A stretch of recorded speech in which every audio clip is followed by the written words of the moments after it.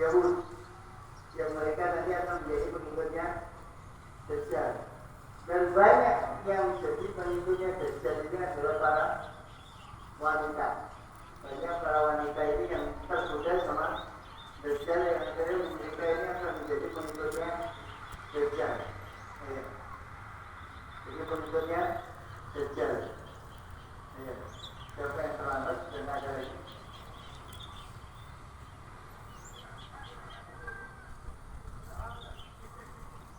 Kamu di depan ya, saya sebelah.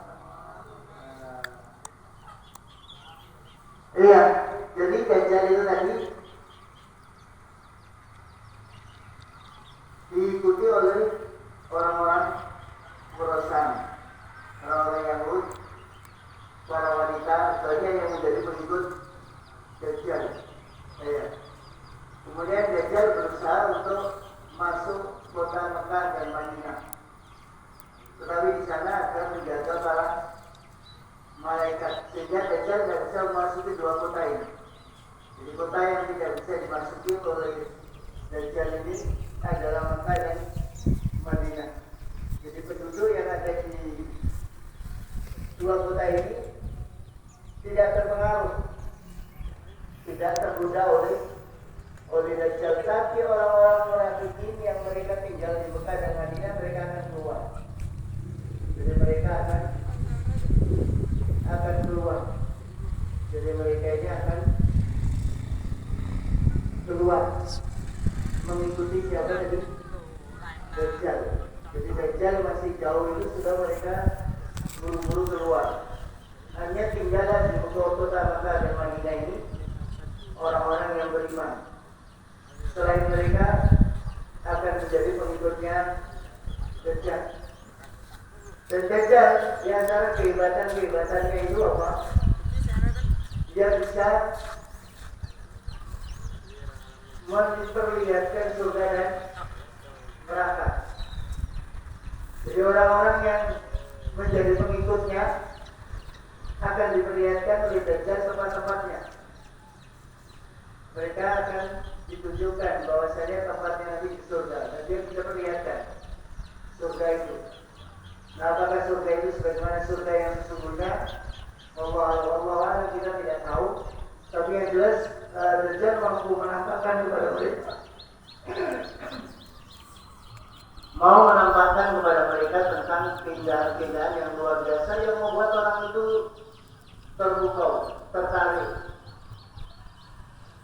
takjub, yang akhirnya menjadi pengikutnya apa? Pengikutnya Dajjal. Iya. Sementara mereka yang enggan mengikuti Dajjal, mereka akan disiksa oleh Dajjal. Jadi orang-orang yang beriman, yang kokoh imannya, mereka ini senantiasa disiksa oleh Dajjal. Jadi mereka disiksa dengan siksaan yang sangat menakutkan. Ada yang mereka berat di dua dalam posisi masih hidup. Jadi kalau kita bisa bayangkan betapa sakitnya, dia tetap bisa hidupkan orang, bisa matikan orang, dia bisa siksa orang dalam keadaan dia masih hidup. Jadi mereka yang beriman itu dipaksa untuk mengimani kalau nggak mengimani disiksa oleh Dajjal dibelah dari kepalanya sampai tangannya, dibelah jadi dua.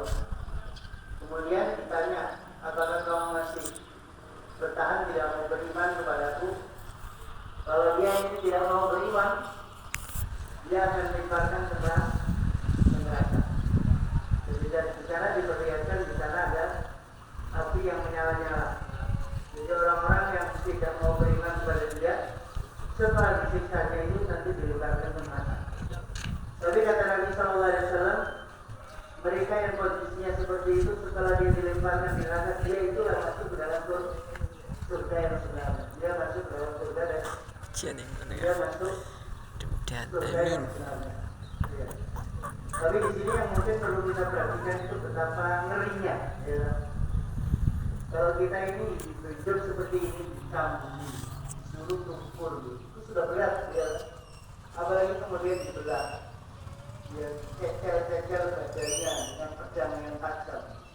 Subhanallah, orang yang menyaksikan itu sendiri ketakutan. Yang tadinya akan mempertahankan keimanannya bisa jadi apa? Rontok hatinya, rontok keimanannya.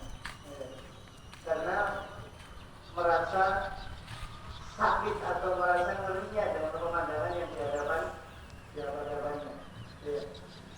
Siksa. Kita yang melihatkan kadang bisa jadi tidak kuat. Kadang orang itu kemudian tepat pedang di pundaknya, pundak kiri, pundak kanan, badannya di perutnya, ditusuk keluar ususnya, kepalanya, dicecel dengan pedang keluar darahnya. Masya Allah, kita melihatnya jadi ketakutan. Kadang-kadang ada orang kecelakaan, patah kakinya, keluar darah yang mengalir usus dari badannya, keluar darah dari tangannya, dari kepalanya. Kita melihatnya itu sudah padahal ini pastilah. Ini sengaja disiksa oleh Dajjal. Dan tentu saja ini pemandangan yang disaksikan oleh orang beriman yang lainnya, yang membuat mereka bisa jadi rasa takutnya meningkat. Dan kemudian jadi yang tidak kuat imannya, dia akan beriman dengan Dajjal.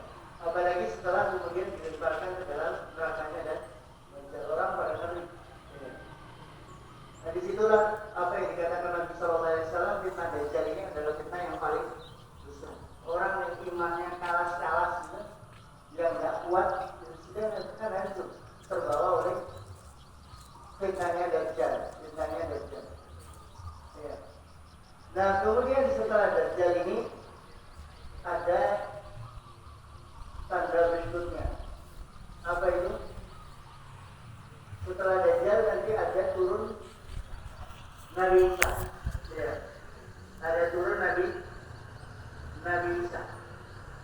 Jadi Nabi Isa ini akan turunnya itu di Menara Rubaiyah di zaman Sultan. Sekarang itu ada juga Menara Putih. Apakah Menara Putih yang ini atau nanti akan ada lagi, kita tidak tahu. Tapi tempatnya di Damaskus. Jadi nanti rekam Isa yang diyakini oleh orang-orang Nasoro itu adalah telah mati dan telah disalib. Dia sebagai penebus dosa orang yang mengikutinya. Siapa saja yang mengikuti agama Nasoro dosanya terhapuskan karena sudah dikunta oleh Isa. Dikunta oleh Isa alaihissalam. Tapi sejatinya tidaklah demikian. Allah Subhanahu wa taala angkat ke langit. Nah, nanti ketika Dajjal sudah untang-untang di muka bumi ini, dia akan datang. Karena yang mampu melawan Dajjal ini tidak ada kecuali Nabi Isa. Jadi Nabi Isa inilah yang diturunkan oleh Allah Subhanahu wa taala. Untuk apa? Untuk calon pembunuh Dajjal. Nabi Isa turun dalam keadaan memakai korban putih, kemudian turun di mana Rubaiyah, kemudian setelah sholat subuh berangkat ke Baitul Maqdis, berangkat ke Palestina. Di sanalah Dajjal dikejarnya, yang kemudian Dajjal lari sampai diistilahkan dalam hadis itu Babulun. Ada Babulun itu Kintulut. Di sana Dajjal itu meninggal, mampus, ya. Dan matinya itu meleleh bagaikan es terkena panas. Kalau es terkena panas yang meleleh habis.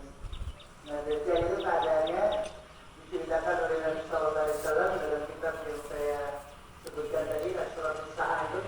Nabi Isa ini akhirnya mengejarnya sampai di sana dan